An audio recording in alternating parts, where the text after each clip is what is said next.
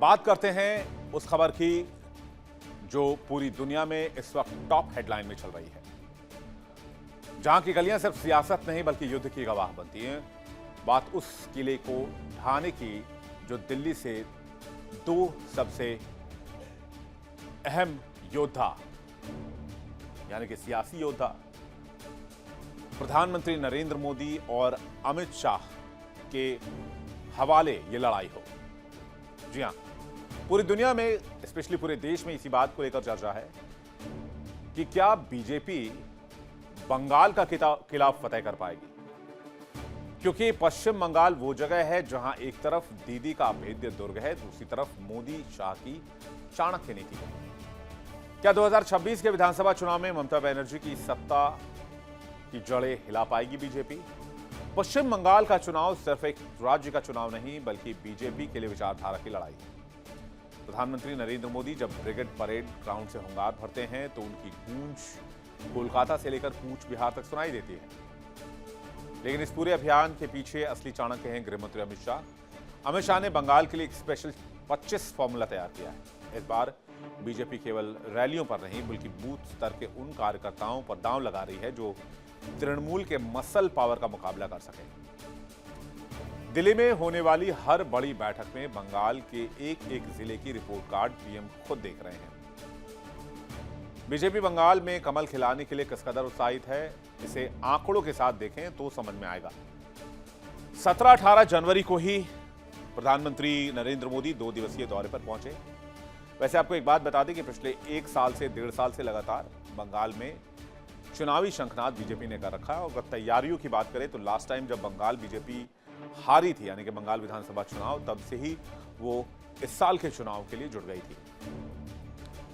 अगर 17-18 जनवरी की बात की जाए तो प्रधानमंत्री मोदी दौरे पर थे। 17 जनवरी मालदा, देश की पहले वंदे भारत स्लीपर ट्रेन को हरी झंडी दिखाई। हावड़ा गुवाहाटी हरी झंडी ट्रेन को हरी झंडी दिखाई। 3250 करोड़ की परियोजनाओं का शिलान्यास किया। 18 जनवरी सिंगूर हुगली 830 करोड़ के इंफ्रास्ट्रक्चर प्रोजेक्ट का उद्घाटन किया। पीएम ने जनसभा को भी संबोधित किया। 18 फरवरी 2026 में मायापुर में अमित शाह इस्कॉन मुख्यालय गए। अमित शाह 152वीं जयंती समारोह में शामिल हुए। 30-31 जनवरी 2026 बैरकपुर में अमित शाह कार्यकर्ता सम्मेलन को संबोधित करने पहुंचे। सिलीगुड़ी में उत्तर बंगाल में एक बड़ी रैली को आयोजन किया और 29 और 31 दिसंबर 2025 अमित शाह का 3 दिवसीय सांगठनिक दौरा चला। कोलकाता में बीजेपी नेतृत्व के साथ चुनाव रणनीति पर बैठकें हुई। मोदी और शाह की जोड़ी ने बंगाल के लिए 3 डायमेंशनल मास्टर प्लान तैयार किया है। इसमें पहला स्तंभ है भ्रष्टाचार पर कड़ा प्रहार। केंद्रीय एजेंसियों की कार्रवाई के जरिए बीजेपी ने टीएमसी के कई कद्दावर नेताओं को कटघरे में खड़ा किया है। शिक्षक भर्ती घोटाला और राशन घोटाला जैसे मुद्दों को घर घर पहुंचाकर बीजेपी दीदी की स्वच्छ छवि को चुनौती दे रही है। 2026 के विधानसभा चुनाव के लिए बीजेपी ने व्यापक और बहुस्तरीय रणनीति तैयार की है। दरअसल बीजेपी का यहां मेन मुकाबला, शायद आप जानते हो, अगर पश्चिम बंगाल की राजनीति को बहुत करीब से आपको पता हो, तो बीजेपी का मेन मुकाबला उस काडर से है जो काडर ममता बनर्जी के साथ है। ये वही काडर है जो कभी लेफ्ट के साथ हुआ करता था, लेकिन सिंगूर में टाटा का जो प्लांट लगना था उसके बाद जो वहां पर हंगामा, उसके बाद से लगातार वो काडर ममता बनर्जी के साथ आया और ममता बनर्जी के साथ वही काडर चलता है जो ममता बनर्जी की जीत सुनिश्चित करता है। इसलिए बहुत जरूरी है कि बीजेपी का जो मुख्य ध्यान है वो बूथ स्तर के संगठन को मजबूत करने है, यानी कि उस काडर को पकड़ने में बहुत जरूरी है, जिसके लिए राज्यव्यापी संपर्क अभियान चलाया जा रहा है। इसके अलावा और जो प्लान है उसका बूथ स्तर पर मजबूती। बीजेपी ने राज्य के 91,000 बूथों में से लगभग 70,000 बूथ समितियों का गठन पूरा कर लिया है। पार्टी का लक्ष्य सभी 294 विधानसभा क्षेत्रों में पकड़ मजबूत करना है। क्षेत्रीय वॉर रूम बनाया गया है, जोन विभाजन किए गए हैं। राज्य को 5 से 6 राजनीतिक क्षेत्रों जैसे उत्तर बंगाल, जंगल महल, कोलकाता में बांटा गया है, जहां अनुभवी केंद्रीय मंत्रियों और मंत्रियों को कमान सौंपी गई है। प्रवासी मॉडल, अन्य राज्यों के वरिष्ठ नेताओं को सीधे तौर पर जमीनी स्तर पर तैनात किया गया ताकि वो स्थानीय कार्यकर्ताओं के साथ मिलकर संगठन को मजबूत करें और काडर को समझाएं। परिवर्तन यात्रा 1 मार्च 2026 से पार्टी जो है वो परिवर्तन यात्रा चलाने वाली है। 9 चरणों में लगभग 5000 किलोमीटर लंबी परिवर्तन यात्रा शुरू कर रही है। इसमें 64 बड़ी रैलियां होंगी, 300 छोटी जनसभाएं भी होंगी। Brigade parade ground mega rally, इस पूरे अभियान का समापन कोलकाता के ब्रिगेड परेड ग्राउंड में होगा, एक विशाल रैली के साथ जिसे प्रधानमंत्री नरेंद्र मोदी संबोधित करेंगे। जनता का घोषणा पत्र, बीजेपी ने चुनावी घोषणा पत्र तैयार करने के लिए आम जनता से 2.5 लाख से अधिक सुझाव मांगे ताकि स्थानीय मुद्दों को सीधे तौर पर शामिल किया जा सके।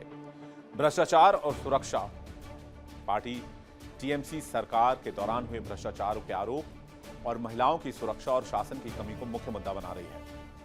ये वो मामले हैं जो पश्चिम बंगाल में बहुत इंपॉर्टेंट रहने वाले हैं और सबसे टॉप पर जो मामला है जिसे बीजेपी उठाने वाली है वो है घुसपैठ। अमित शाह ने घुसपैठियों को बाहर निकालने और बंगाल के गौरव को पुनर्जीवित करने का वादा किया है।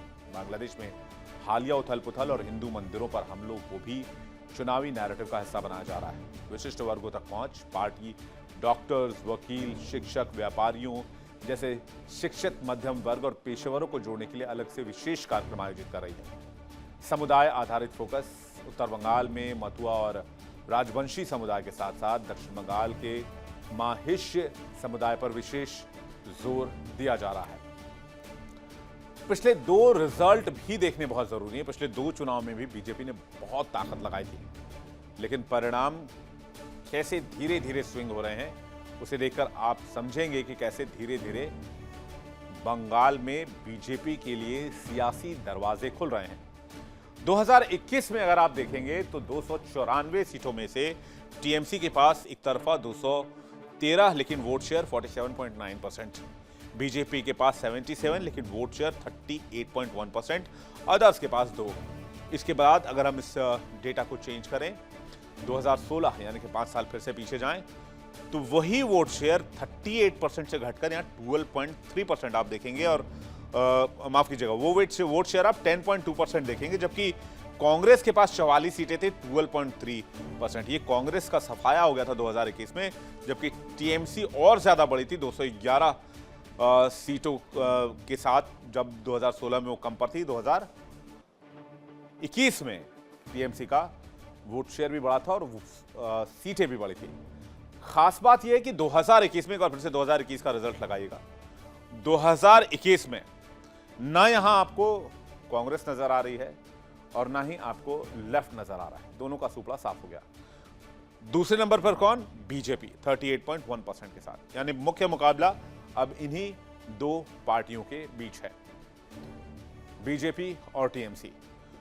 2016 से 2021 के बीच बीजेपी ने 3 सीटों से बढ़कर 77 सीटों तक का बड़ा सफर तय किया, जबकि कांग्रेस और लेफ्ट मुख्य विपक्ष से हटकर 0 पर चले गए।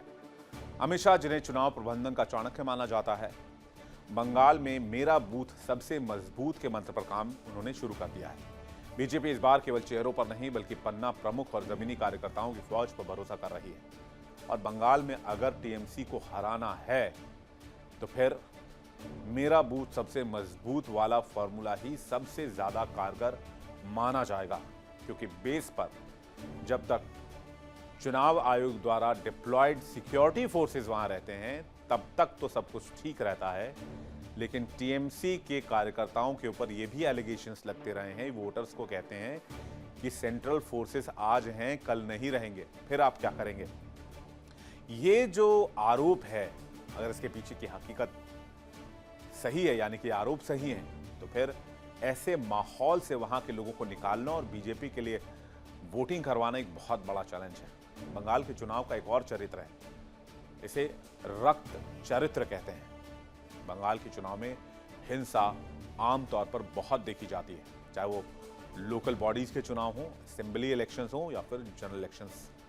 अक्सर ये हिंसा बंगाल के चुनाव में हेडलाइंस बनती हैं। पश्चिम बंगाल की राजनीति में 1 दशक से भी अधिक समय से मुस्लिम वोट बैंक ममता बनर्जी की सत्ता का सबसे मजबूत स्तंभ रहे हैं। राज्य की करीब 30% मुस्लिम आबादी ने टीएमसी को एक मुश्त वोट देकर बीजेपी की लहर को रोकने में अहम भूमिका निभाई है। लेकिन आगामी विधानसभा चुनाव के हाथ के बीच अजदुद्दीन ओवैसी की एआईएम, एमआईएम और टीएमसी के ही बागी सुर वाले नेता हुमायूं कबीर की बढ़ती सक्रियता ने ममता बनर्जी के लिए टेंशन बढ़ा दी है। ममता की किला को ढहाने के लिए बीजेपी ने एड़ी चोटी का जोर लगाया हुआ है। अब आपको इंटरनल रिसर्च बताते हैं कि ममता की जीत की वजह क्या है। ममता सरकार इमामों और मुअज्जिनों को मासिक भत्ता देती है। आबादी लगभग 27 से 30% है मुस्लिमों के बंगाल में। अधिकांश क्षेत्रों में मुस्लिम मतदाता टीएमसी को वोट करते हैं। बंगाल की करीब 120 सीटों पर मुस्लिम मतदाता निर्णायक हैं। मालदा, मुर्शिदाबाद, उत्तरी दिनाजपुर ज्यादा प्रभाव वाले इन जिलों में बीजेपी के लिए सेंध लगाना मुश्किल हो जाता है। टीएमसी ने सीए, एनआरसी जैसे मुद्दों को राजनीति के केंद्र में रखा है और मुस्लिमों को डराने की कोशिश की और कहा कि बीजेपी के आने पर नागरिकता खतरे में पड़ जाएगी। एसआईआर के बहाने मुस्लिम वोट काटने के आरोप भी लगाए गए। वहीं ममता सरकार इमामों और मुअज्जिनों को मासिक भत्ता भी देती है। ममता बनर्जी खुद को बंगाल की बेटी कहती हैं, बीजेपी को बाहरी और सांप्रदायिक बताती हैं। पहले मुस्लिम वोट वामपंथी दलों और कांग्रेस के बीच बढ़ते थे, लेकिन अब बीजेपी को रोकने के लिए मुस्लिम मतदाताओं ने कांग्रेस और लेफ्ट को छोड़कर पूरी तरह से टीएमसी का हाथ थाम लिया है। अब तक बंगाल का मुसलमान बीजेपी को रोकने के लिए ममता बनर्जी को एकमात्र विकल्प मानता था, लेकिन समीकरण बदल रहे हैं। असदुद्दीन ओवैसी ने बंगाल के सीमावर्ती जिलों जैसे मुर्शिदाबाद, मालदा, उत्तरी दिनाजपुर और बाकी इलाकों में जो मुस्लिम बहुल है वहां अपनी पकड़ मजबूत करनी शुरू कर दी है। ओवैसी का तर्क सीधा है, ममता ने मुसलमानों को वोट तो दिया लेकिन उन्हें सुरक्षा और विकास नहीं दिया। अगर ओवैसी का हैदराबादी मॉडल बंगाल के युवाओं को आकर्षित करता है तो ये सीधे तौर पर टीएमसी के वोट बैंक में सेंधमारी होगी। दूसरी तरफ हुमायूं कबीर के हालिया बयानों और उनकी अलग सक्रियता ने पार्टी के भीतर खतरे की घंटी बजा दी है। कबीर अक्सर ममता सरकार की नीतियों पर सवाल उठाते हैं और खुद को मुस्लिम हितों के संरक्षक के तौर पर पेश करते हैं। जानकारों का मानना है कि अगर हुमायूं कबीर जैसे प्रभावशाली स्थानीय नेता अपनी राह चुनते हैं या ओवैसी जैसे चेहरों के साथ गठबंधन की संभावना तलाशते हैं तो मुर्शिदाबाद जैसे गढ़ में ममता का किला ढाया जा सकता है। आज जैसे टीएमसी का बंगाल में अभेद्य किला है, वैसे एक समय यहां लेफ्ट का दबदबा हुआ करता था। कैसे ममता बनर्जी ने लेफ्ट को खत्म किया, इसे जानने के लिए आपको उसी सिंगूर आंदोलन को जानना होगा, जिस सिंगूर आंदोलन का जिक्र अभी मैंने आपके सामने किया था। 2006 का यह आंदोलन है। टाटा नैनो प्लांट के लिए ममता बनर्जी ने यहां पर मोर्चा खोल दिया। जबरन जमीन अधिग्रहण के खिलाफ ममता मैदान में उतर गई, किसानों का साथ दिया, लोकल्स का साथ दिया और 26 दिन तक भूख हड़ताल की। बस यहीं से ममता बनर्जी की किस्मत पलटी और वो किसान हितैषी की छवि में देखी जाने लगी। फिर नंदीग्राम हिंसा 2007, जमीन अधिग्रहण को लेकर पुलिस ने फायरिंग कर दी। पुलिस फायरिंग में 14 किसानों की मौत हो गई। इसने पूरे बंगाल को हिला दिया।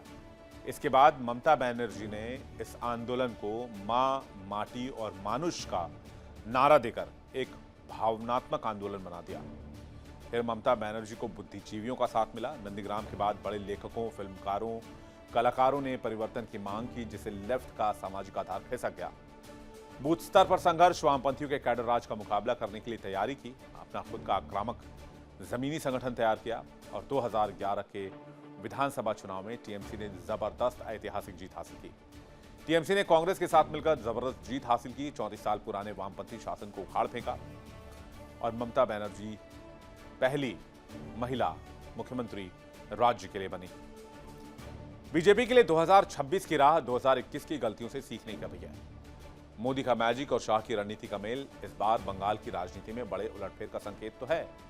अगर बीजेपी भ्रष्टाचार, कानून व्यवस्था के मुद्दों को, घुसपैठ के मुद्दों को जन आंदोलन बनाने में कामयाब रहती है तो ममता बनर्जी के इस सो कॉल्ड अभेद्य दुर्ग में दरार डाला जा सकता है।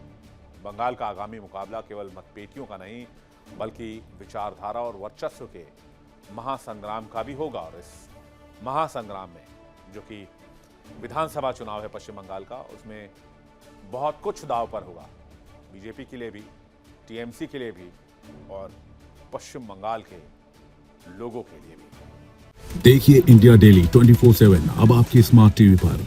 इंडिया डेली मौजूद है सभी डिजिटल प्लेटफॉर्म पर लाइव और लगातार। इंडिया डेली 24/7 हर दिन राष्ट्र को समर्पित।